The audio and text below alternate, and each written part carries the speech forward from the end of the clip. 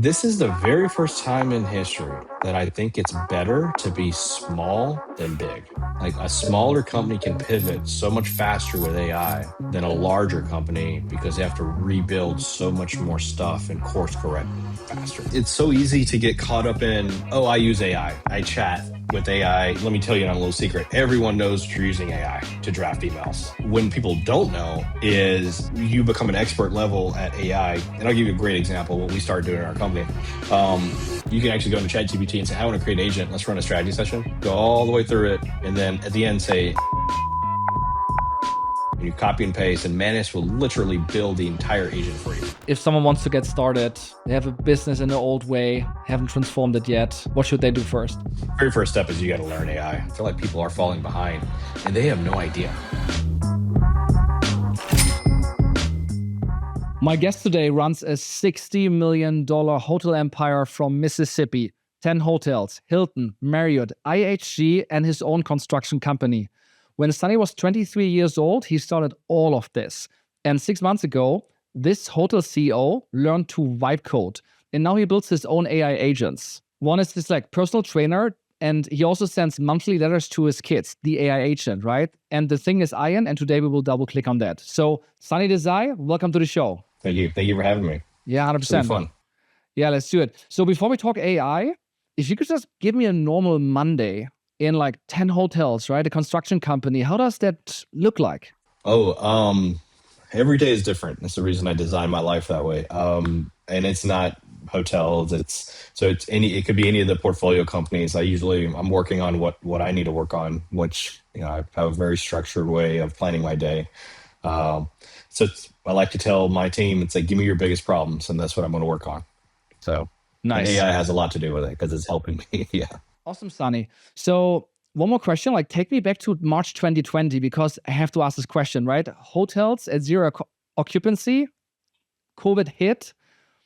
How was that? What was the shape of the business? Yeah, so it was bad. Luckily, we weren't as bad as a lot of our hotels are in what we call secondary and tertiary markets. So a lot of the hotels that got hit really hard were in downtown urban, markets. So we fared a lot better than most, but it was still a very tough time. We worked very closely with a lot of our lenders on deferring payments on loans for sometimes 6 months.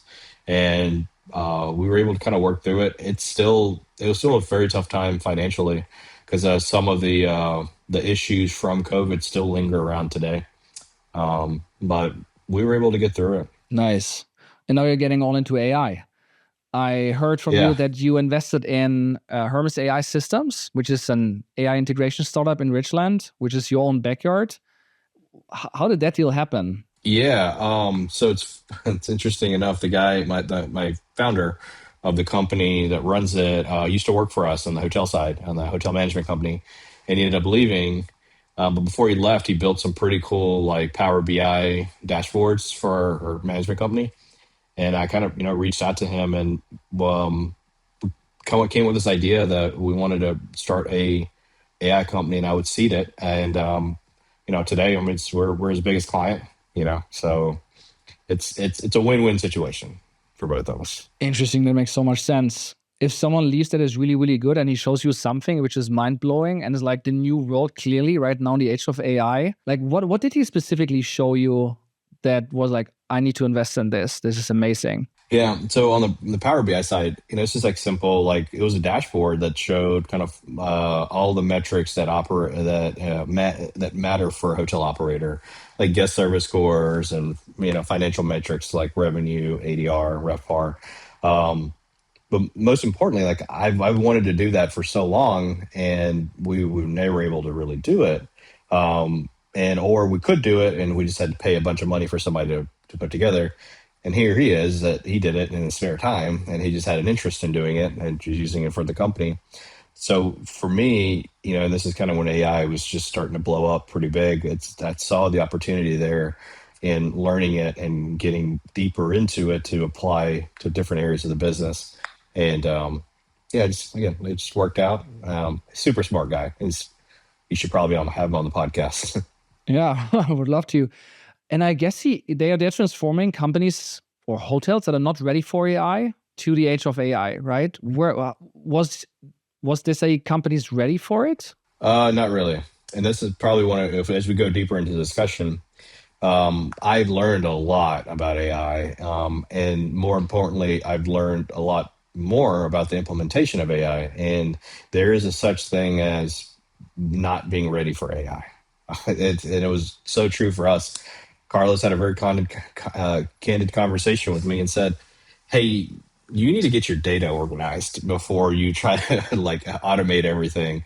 And we spent the last 3 or 4 months just building out data systems to where it was accurate and easily to get to, organized, but just one of those basic building blocks for proper AI usage. And I don't know if you've ever heard the term ontology that Palantir came out with about just mixing all the you want AI to work on top of a layer that has all the data working together, and so that's what we're trying to build. That's what Carlos's team is trying to build for us with Hermes, and it's been an interesting process, but we've learned a lot throughout it. Nice. And how did that connect to Ian, like your first AI agent? Yeah, Ian's a side project. He just taught me how to build an agent, and I just kind of ran with it. He had taught me the basics, and I had like probably 3 or 4 phone calls with him. And then from that point, it's just become a hobby where I'm just using it to stay in touch with AI and stay on top of it. So as I'm vibe coding, like I'm building stuff that's not useful for anybody other than me, right? Like one of my modules is a handicap tracker for my golf game, and it shows my handicap trend. And I'll show it to you later, but it's like it doesn't. No one else is going to care about that, but it matters to me. So if I can figure out how to build a personal assistant using AI, I think two things happen. One, it gives me visibility into things that I want to watch, and then the other thing is that it helps me understand AI better. What are the true limitations of it? Because as a CEO of a business, I truly think that the CEO needs to be the architect of AI, and not the one actually doing a lot of the AI. So when I talk about architecture, you should be able to tie in a lot of your business problems together, and understand how one thing can lead to another and solve another problem. Being able to see that is so important. And so for me, learning, how to vibe code helps me with that. It understands what's possible and what's not. That's so interesting. There's just two sides to this, in my opinion. One is like how to do it and how like all the details of Hermes and OpenClaw and like which system and whatnot. The other one is the mindset, right? Like what's the mindset that we as business owners have to like transform our businesses into AI first. And question I'm having myself is, can I like delegate outsource this, or do I need to build this myself? Yeah. Yes and no. So here's the real answer. Um, I think the CEOs and the leadership team definitely at the top up need to really be all in with AI. And I would include just learning how to do a little bit of vibe coding and build your own agent just to mess around with it. I spent about 100 hours learning how to do this, so it's a pretty big time. And I'm not saying go as deep as I did, but understanding it from the high level and knowing like what it can do for your business to be the people as a leadership team pushing the company forward on adopting it is necessary. But the second piece is I think it needs to happen at the ground level. If you start in normal situations, you start with the end in mind and you try to work towards that. I don't think that's going to work with AI, because I think you need to work on the ground level. Is go find some of the most basic problems that you're having in one or two roles within the industry that's going to give you the biggest ROI. Make a list of it and go start attacking those from the bottom. And so what ends up happening, you have the top down pushing and bottom up growing. You end up building out your own AI system.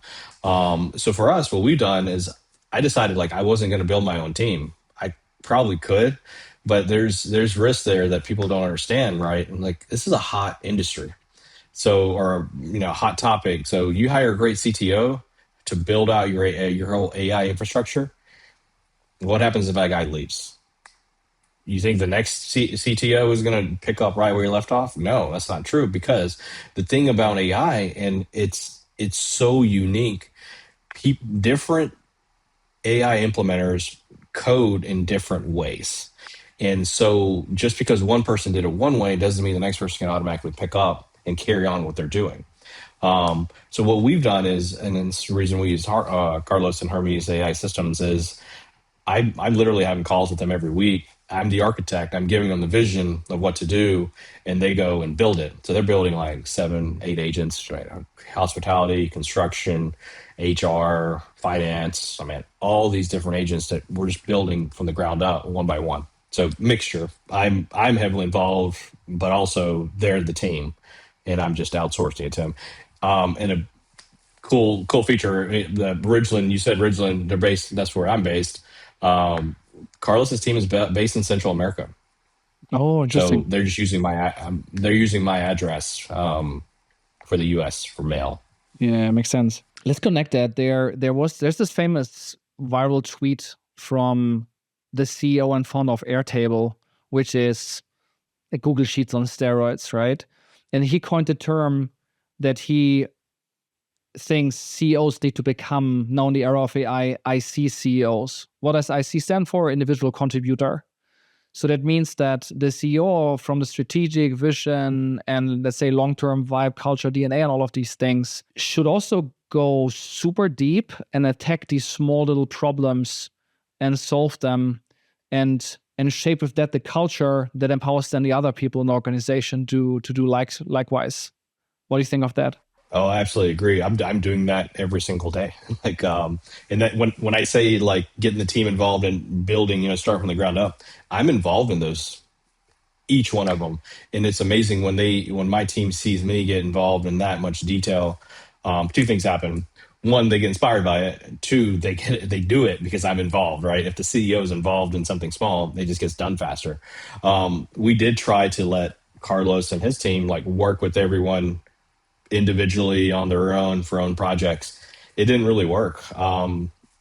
If you think about it from a leadership standpoint, a lot of team members, they have a lot going on already, so they're thinking, well, I don't want to learn, I don't want to do this extra thing. But if you show initiative as a leader and being involved and showing them that, hey, this is going to help you do your job better, it pays dividends. And then now, since that point, we've had a lot more people in the company learning AI, using AI, and pushing it forward. So you're saying you're the glue between the external team and your team, and Yeah, and it's been my case. I don't know if that's proof to everyone else, but it does has helped me do it and get everyone look, on the same page. yeah, for me it's interesting. We started in the beginning giving out licenses for GPT first, and then later for Claude, right? And the idea was, hey, now like everyone can be triple productive, but that never materialized. Yes, they used it for writing emails and writing content, but then it was AI slop, and it wasn't really, really good. And then, we had a really successful year last year, record revenue, record profit, and all of that. But I reduced the team from, in my case, 80 people down to now 23. And the interesting thing is that, especially in product tech, where I reduced the most, I saw the biggest gains because they had to adapt, they had to change. And today we have less bugs and we deliver faster than we've ever delivered. And I feel we are innovating. We're innovating for the first time in a long time. There are other like subject, like for example in CS, we're not yet there. And also marketing sales is still like a little bit chaotic. But I feel this we had external consultants in as well, but somehow it never really took off. We did like N8N, make.com and all of that, right? But somehow it never really materialized. And so like I had to do it what I thought is right. So I think we all are on our own little journeys. And I decided to just like scale down the company, which now in hindsight to me is, we should have done it earlier. But just sharing that because I couldn't get it done. What do you think of that? I don't think you're alone in that. I think everyone's having the same problem. Getting their team to embrace AI has been a lot tougher, and it's so easy to get caught up in, oh, I use AI, I chat with AI, and it gives me, and I draft my emails through AI. Here, let me tell you a little secret. Everyone knows you're using AI to draft emails. If like there's no, oh, this guy's super smart now because he writes these long emails. Like, people know when you're using AI. when people don't know is if you become an expert level at AI, and I'll give you a great example. What we started doing in our company, um, we started using different LLMs for different things, right? So we use ChatGPT for strategy. I use Claude for implementation. So what I'll do is I'll come up with this, this quarterly plan for this company that one of our portfolio companies. I will talk about the biggest issues we're having. I'll give it a lot of detail into what the company's doing. And then I'll take that and run a full strategy session, probably 25 to 50 questions. Let ChatGPT ask me. And by the end of it is one single master prompt that I get out of it that I plug into Claude, and Claude will give me a 90-day action plan. So, and it spits it out, and we use Asana for task management, and it automatically creates the whole plan in Asana. And I'll do, strategy sessions used to take days. Now I can do it in a few hours. And now the entire team has their action plan for that quarter.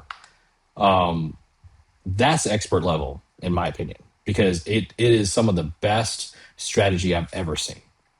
And it just makes it super easy. That's a great But use if you case. can figure, yeah. It's a great use case. A couple of questions on that. First, why ChatGPT for strategy and not the other way around with Claude? And then second, what about, top down, bottom up, where, hey, if they also came up with the idea, then they have more buy-in and they will deliver on that better. Like, your team, obviously. Yeah. That's a great point. So what we started doing, so one, let me answer for the first one. I don't know why ChatGPT is better with strategy. Like it asks better questions and it gets more detailed into when I look at individual companies. I've tried it with Claude. I just didn't get the same sense. But as far as execution, the MCPs with Claude are better, right? So that's why I use an expert level prompt to put it back into Claude and let it execute. And so your question was why not, like getting them involved. So the secret is I run the strategy sessions live on a call with the team.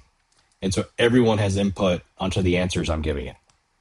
So it is a team buy-in situation. And we're clarifying, asking questions. I'm asking them before the call to come up with issues that they see in the company. And so we're building out all the issues. It works. Could you visualize that for me? This picture that comes up, we were using a tool called Get Poppy back in the days where you had a chat and then you actually had a canvas. Yeah, you had a canvas and we could all collaborate on that and put different sources in. And then we could all see what the AI comes up with. How I picture what you just said is you literally do, let's say, a Zoom call. You screen share with audio your session and you talk to the AI with voice, I guess. And then... Oh no, we type it out. But yeah, you could do voice. But like normal ChatGPT strategy session is going to ask you 5 questions. So we'll just go one question at a time, answer the 5 questions, and then hit enter, and then it'll populate the next questions based on the previous answers. Okay, and you're the person that writes, and your team can chime in and can say, actually, can you ask this and whatnot? And so you essentially feel part of the strategy session. Is that correct? Yeah. My hope is by next couple quarters, I'm not the one doing the strategy sessions. If I can, and I'm working on teaching some of the other ones how to do some of this so they can do it for themselves and for bigger problems that they have within their own teams. Yeah, makes sense. Okay. Let's quickly talk about Ian. What does Ian do on a normal, today's Tuesday? Yeah. Sends me an email every morning of all the tasks I've got in my calendar. It scans my inbox for risk that I think I need to be aware of. It sends me an email every Monday morning that has all the overdue tasks in Asana. It drafts emails to all my team members that same morning that have overdue tasks, and it writes it in different verbiage so it doesn't seem static. So that's mostly on the business side. I try not to get too intertwined because we've got other agents that we're building that I eventually will have Ian be my chief of staff. So it'll connect to all the other agents and then bring in data through Ian. But again, mostly on the personal side is what I use it for. Interesting. So many questions. Look, I'm also trying to build a second brain for my company, and I'm also feeding it with Fathom recordings because everything is recorded in the company, right? So that it has all the context that goes into Superbase. From Superbase, it goes into Obsidian, or let's say a wiki, right? And there it's categorized and whatnot. But I'm like still thinking, there are some things that are just for myself. And there are also things that should be for the leadership team. And then there are things that should be for the middle management. There should be things for everyone, right? I haven't figured that out yet. So I'm pushing everything to GitHub. But I'm like, yeah, I'm cautious who can talk to my Ian. I have mine's called Met AI, but I'm not 100% there. But I think the vision of making it a chief of staff, it's interesting. Yeah, yeah. I haven't figured it out. I'm not going to pretend to know where it's going or whatnot. But for me right now, it's just something personal. And as far as the company wide Obsidian Second Brain, I tried that. I just didn't get the answers I was looking for. So if it didn't, and maybe it's not there yet, right? But we also record everything, so it's all somewhere, in the cloud. But at some point, if someone figures out how to do it better, I may just give them all the data and say, here, Okay, so help me. then it's actually maybe, is it correct? It's fair to say that it's not your chief of staff, but it is your personal coach, partner in crime that complements you on doing the right decisions? Yeah, I would think so. Just an assistant to just tracks everything for me. Um, I still haven't gotten the best quality strategy out of Ian. ChatGPT is still, I have all these project folders. I still use that. Nice.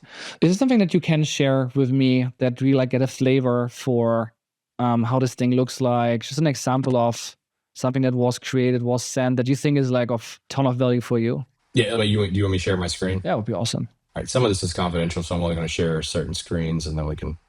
Yep. All right, so this is the one I shared in that YPO chat, which I think people thought was super cool. So this is my health one. I plug in my lab results every quarter, and I have a functional medicine doctor, and so it just tells me what's my chronological age against my biological age. I thought that was pretty cool. I wear Whoop every day, so ties in all those metrics. Had a pretty good recovery last night. Um, some core goals, and just it's all this the goals and stuff come off of. I don't want to scroll too far, but come off of my lab reports and stuff. And longevity is something everyone talks about. VO2 max, I think I'm at a 42 right now, so I have a little bit to go to the 55. But that's one. Real quick on that. The other one, So I also just got the lab results, and I'm thinking, okay, what can I do with that right now? Just put it in the second brain so that I have a timeline on all of that stuff, right? I have the Aura ring. I have my Apple Watch. I don't have the Whoop band or whatever this thing is called. What device are you using to feed this? So whenever you create your agent, right, you just say, hey, I want to create a new health module, and I want to integrate these few things. I don't know if you use Claude Code, but Claude Code can do all of it. It can tell you, all right, you just describe what you want, and it will build it. Or you can go to Claude, like normal Claude, say, hey, I want to build a skill, and let it ask you a bunch of questions and tell you what you already use, and it can help you map out what that needs to look like, and then do a prompt for Claude Code. No, 100%. I spend more time with Claude Code than with my wife, so I'm 100% know what you're talking about. My question was more what devices are you using to, like you said, you had a pretty good sleep. Yeah, that needs to come from a device, Whoop. right? Yeah, I just use Whoop, and then that's really the only thing I use. Then my trainer has an InBody, so that's where I go get the body fat percentage, and then I'll go to DexaFit to do my VO2 max once a year. Makes sense. Okay, cool. Yeah, no more questions on the health. Yeah. This is pretty cool. I've got 3 kids, and then this is all countdown till they turn 16. What I started doing is writing monthly letters to them. And it's, we're both in YPO, so it's the forum updates. You talk about personal business. It just gives me a good cadence, and talk about work and the business. And I just think it'll be super cool by the time they're 16 years old that they have seen the progression of me building up my business. And and God forbid something happens to me between now and then, at least they have something that kind of shows who I am and what I stand for. So what this does is you can write this month's letter. It does pull from all my data that I have in there. So it gives me topics to talk about between the companies and stuff. I just use those for ideas. I do still go generate my own letter because I don't want it to be AI written. I use it for idea generation and go back and type my emails. Um, yeah, and it just syncs my Gmail and stuff like that. It keeps a history of all the emails written as well. Let me try to understand. So 3 kids, you want to leave a legacy. You want them to whatever like might happen in the future. That they see all the history, all your thoughts, and they can then use that to make good decisions. And these are tailored to their specific personalities, so that it's not all the same. And it goes into like YPO standard would be work relationships, personal. Yeah, yeah. And then my kids are very young right now, so it's hard to be very personal, but because they don't have true hobbies and interests yet, so it's a little bit generic on the individual side, talking mostly about my family. But then we go deep into the YPO format. My son is 3, just turned 3, and my daughter is 5. I still can picture that. What I would do is, what would I just like guide me to, like, what would I do? Let's say I want to like write a letter to them, to my son. Yeah. What would I do? So you have to imagine that they're 16 years old when they're opening this, because the countdown that I've got, it's when they turn 16. And when they turn 16, I'm going to turn all of these into a book and give them the book as a gift. Oh. And how old are your kids right now? Jax is 4. Archer he's turning 1 in a month, less than a month. And then Evie is a month old, 2 months old. Wow, you're like fully in the trenches. Yeah, exactly. So you're planning to do this for more than a decade. Yeah. And then once they're 16, you give them the whole compendium about it. That's interesting. And Ian gives you the questions so that you have something to talk about. Not necessarily the questions, but just some topics that, hey, but most of the time I'm doing it myself, but it generates ideas just in case. And I take the updates and that I would do in forum, right? But kind of like do it slightly different so that the 16-year-old would understand. Yeah. Well, no, yeah, kind of. And I'm in this evergreen, right? So it is very complex. Like some of the stuff I talk about, it's fine because at a certain point they will be able to understand it. Right? Mm-hmm. So I like playing golf. No, I'm not very good. I'm a 10 handicap, but this is I tie it to my Arcos, which is another app that I use. Keeps all my scores up, my handicap trend, scoring average, differential. Some of the stuff hasn't been. Arcos doesn't have a technical MCP yet, so I have to pull this in a different way. Let's try it. That's cool. And then I really am proud of this one, the trainer one. I have with 2 young kids now, I have to be very careful on when I go to the gym. So I created this whole trainer app. My whole rotations, push, pull, legs, longevity, and then athletics. That's powered for my swing speed and golf. But each morning I can say, hey, I want to suggest my next workout. And based on how I feel that day, it'll generate the workout for me. And this was today's that I did. It's got like 13 different exercises that I've personally kind of went through. And every day I'm like making notes on it, I'm coming back and coding it. But if you look here, maintain session plan due to excellent recovery, 91%. You saw that in the previous health that my recovery was really high. So if my recovery is high, it gives me it tells me to push harder on my workouts. So just stuff like that I put in, muscle recovery, it tracks the dates. And I do like one interesting like posture reset, like because I sit at the desk so I have like these trap issues all the time. I created a whole separate little workout that's like 30 minutes long to try to correct that, to get the pain to go away. And it pushes that down whenever into the app, and then I just do that workout. Yeah.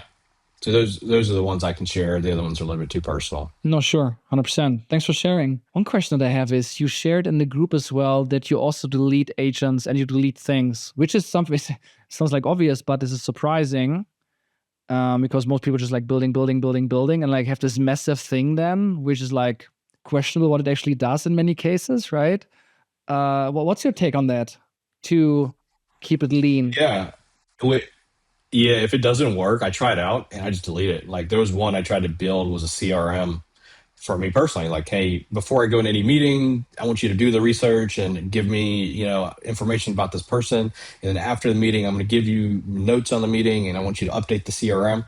It didn't work. I just think we're too early for that. I'm sure somebody's going to figure it out and do it. But so after that, I deleted that. I think there's a couple others that I'm probably going to delete the strategy one because it's not working. Nice. Let's talk about your stack. You said Google Anti-Gravity, which is interesting. Manus, Claude Code, Superbase, and Railway. How do you use them? So the Google Anti-Gravity's IDE, that's what I log into to do the coding. Obviously, Claude Code is an extension within there, so I could just use Claude Code instead of relying on the other LLMs that come through Anti-Gravity. Railway is for the production, GitHub, to push all of the code. What else am I thinking of? Manus. Manus. So Manus is an interesting tool. I know it's a Chinese company.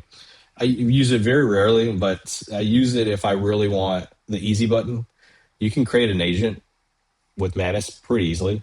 Just you can actually go into ChatGPT and say, I want to create an agent. Let's run a strategy session. Go all the way through it. And then at the end, say expert prompt for Manus. And you copy and paste, and Manus will literally build the entire agent for you. And you just take those files and move it over to your desktop. And then I'll go into Claude with anti-gravity and say, hey, remove everything Manus from it. I have an agent. And it works. Is that something that is like worth screen sharing or is easy to screen share or is it too painful? What do you mean? Sharing how like you build one of these agents. Oh, it takes Manus 30, 40 minutes to do it once you do it. I don't think I'm a subscriber to anymore.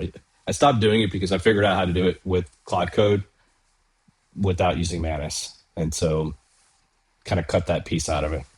And Manus has their own way of building like their own architecture when they're saving their files and stuff. I didn't really like some of that, so that's why I use our own Claude Code. Let's talk again now about the connection from Ian and what you're doing on your personal side, and then Hermes AI systems and like transforming hotels. Do you think you can build, I guess, hotel operations, hospitality operations, which will outperform, I guess, in the end, the market average margins? Absolutely, yeah. So let me clarify one thing. The agents I build, they're fine, but in comparison to what Hermes builds, it's sloppy. Like he's a lot neater, like they do double, triple checking because they have outside clients and security is a big issue. The stuff that I build is my internal, so I don't really, I'm sure he could come in and clean all that up for me. But to answer your question, yes. And what the goal is, and when you're creating these agents, is operational efficiency and better decision making. So let's just take a hotel, for example. Mathematically speaking, you should be able to analyze all the data from a given day in a hotel to make better decisions. If you have 100 rooms and you sell 50 rooms, and you need to know how many housekeepers you need to bring in, well, you should be able to run the math. And there's basic systems already. But what if it did it automatically? What if it automatically scheduled people and sent out text messages to the housekeepers to let them know that they're on call or they're off? What if everything's getting better? What if your scheduling, your ordering, your inventory management is now all automated? You can't help but have to see some expansion in your profit margin, and that's what we're building right now. We're trying to get labor down. We're trying to we're using revenue management to build out systems as well. Is there already a first one that is taking a real job? I don't have anything that's taking a real job. And I think that's a very big misconception right now with AI. I don't think they're ready. I don't think AI's gotten to the point where it's taking jobs. It it it may eliminate the need for additional jobs. If you can 10x yourself and you can 10x an employee, yes, I think you can get away with not having that job or hiring that additional person. But I don't think that's like replacing a person's job per se. Like you can't. I don't think it's going to replace a housekeeper. I don't think it's going to replace a front desk person because at the end of the day, if everyone's attacking the same problem with AI, they're all going to come pretty close to the same uh, uh, solution, right? And what's going to be missing is the human aspect. Let's talk about white collar. Let's talk about our web pages because I see that your web page looks amazing, but I also know that you like you build it. I just shipped my page last Friday after 2 weeks of back-to-back sessions, and a year ago, and also like last time I did it 4 years ago, it was agency work with front-end developers, with designers, and all of that. This time, no designers, no developers, just like me, section by section, page by page, detail oriented until I was like, this is amazing. I like it. And I shipped it. So I would say if it doesn't take jobs, at least it changes the job. Before someone was doing something, now it's not required anymore. They would do something different, I guess. At least in my case. What do you think of that? No, it's very true. I built my website, by the way. Yeah, Yeah, and exactly. I see that. Like I see it. It's yeah, like it's Claude Code and us yeah, building something which we love. yeah. And then it took me 4 hours for all of it, A to Z, which is amazing to think about. And now if I want to make a change, I just go into Cloud Code and just change it, and it's updated like within minutes. Um, it, I see what you're saying. That is going to eliminate a lot of jobs and that, but it's very micro, right? It's like, I think it's for me and you. Yes, we can do it, and because we know how to do it, but we're probably 1% of the population. Um, Somebody else will probably go turn that into a business and say, "Hey, I'm going to go do 10 websites a day," for people, and they're probably paying $1,000, $2,000 to do it. Uh, you know, Software developers. I mean, that's going to pretty much go away, but you still need people on top that understand how to use it. I think you need subject matter experts. If that makes sense, and that's going to become more and more valuable. Your expertise. I'll tell you one thing. Somebody told me as another YPO, or we were sitting around, we're talking at an event, and he, he we kind of came to a conclusion. We're like, it's a very interesting time in history. At any, if you talk about the previous game changing times in history, like the invention of the car, the computer, internet, this is the very first time in history that I think it's better to be small than big. Like a smaller company can pivot so much faster with AI than a larger company because they have to rebuild so much more stuff and course correct faster. I love the fact that we're a small organization right now because we can make quick decisions and using AI and just level up a lot faster. Which, if you're able to do that, I think it kind of goes back to being a subject matter expert in your field. So I think between the ages of like 30 to 45, you're old enough to have substantial experience in business and you're young enough to be tech forward, right? So I think that age range is going to do pretty well over the next decade. Yeah, I mean, I can just echo that. Look, so many people think Claude Code is for developers. I think this is completely wrong. Yeah. Claude Code is for non-technical specialists, people that really know their craft, and then Claude Code can build it, right? So that you don't need actually a developer because Claude Code does it. And with that, you can stay very lean and build out your function as a builder with, I don't know, whatever it is, just like yourself and maybe a couple more people, and that's it, right? Yeah, absolutely. Like I want to go ahead and let everyone know too. I have zero coding experience before 6 months ago. Like I had no idea how to do any of this stuff. So Carlos taught me the basics, obviously. After that, now it's been super easy. I'm like, you just talk to Claude Code like it's a person, I screenshot all my problems. I know it's probably a waste of tokens, but I screenshot my problems and say, here, fix this, you know. What is our advice for the business owners out there who are not yet there? Should they get someone, get a coach, get an agency, do it themselves? I mean, we spoke about this, we touched upon this topic earlier a little bit, but what's your conviction if someone wants to get started? They have a business in the old way, haven't transformed it yet. What should they do first? Very first step is you got to learn AI. So coaching. Again, I know I'm invested in this company, so Hermes AI Systems does that. They do coaching for executives and just like he taught me. They teach that executive how to do the same. But then I think you need a strategy, and these kind of we talked about top down, bottom up, and then even weekly sessions with your team. I guarantee you someone in your industry is doing it. Someone is trying to get ahead. So if you're not learning this and making it part of your strategy, I feel like people are falling behind and they have no idea. And we are so early in this. If I talk to 50 people, maybe one or two of them are talking about the stuff that I'm talking about. And so you're talking about less than 5%. It's a huge advantage still of getting ahead. Let me ask an interesting question. Let's say Marriott or some group comes by and just makes you a crazy offer, like a multiple on all the hotels that you like, it would be stupid to say no. Would you like sell and go all in on AI and building something with AI or becoming a full-time AI investor or whatnot to like really leverage the most out of this time? Or would you say, no, it's actually good to have whatever, like hospitality, something that is old and you like the old way to do things and you like transform it with AI and you connect it and you want to become the best at that? Yeah, I would say it's a lot better to have companies or industries that you could play with every single day. So within hotels, like we know hotel construction. So we're looking at renovations and trying to figure out how do we become really good at that.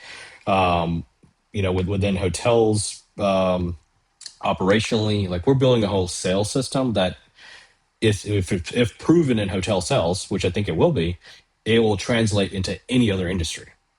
So accounting, we're doing the same thing. If we can do it really well there, it can translate to other industries. So our goal is to keep expanding, and not just in hotels. We want to get in under other industries as fast as possible. Yeah. Accounting is so interesting. I know a group here, what they're doing is, services are the new SaaS. What do I mean by that? Let's take accounting companies, right? They're actually pretty boring service businesses with lots of people, low margins with a geo focus, right? And now these AI companies are coming in. They buy them. They reduce the labor. They automate everything. They improve the margins. They buy tons of these accounting companies with like one tech stack underneath, and all of a sudden they get software multiples on this accounting company that they built. And with that, they have all of a sudden a crazy successful business with a great multiple by just buying a lot of accounting companies and changing how they operate. Mm-hmm. That's kind of what we're trying to do. We're still a little early in that, but we're looking at QSRs, quick serve restaurants, with that. If that's historically been a very operational heavy, so if we can build out the AI systems to get that better, I think we're going to try to do that same across the board and try to acquire more and more. Nice. Okay, last question. What will you never automate? I think reading. Reading and writing. I think there's something about using a handwritten journal to track things like everyday life. And think about just reading a book. I don't even have a Kindle. I like holding and reading an actual book. I think that would be my answer. Nice. All right, guys. Thanks for watching and see you in the next one.